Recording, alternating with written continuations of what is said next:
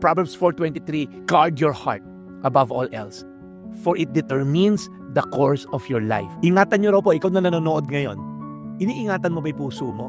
Kasi dyan nagmumula lahat. Nagdidetermine yan na magiging course ng buhay mo. The heart in Hebrew culture wasn't just emotion. Oh, in love ako, yung puso ko. No. It was the control center of your entire life. The thoughts, the decision, the desire, the will.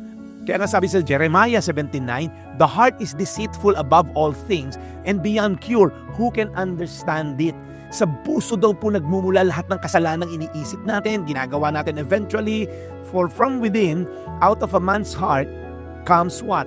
Evil thought, sexual immorality, theft, murder, adultery, greed, malice, deceit, lewdness, envy, slander, arrogance, folly, and all evils come from inside and defile a person. Lahat daw yun ang gagaling sa puso.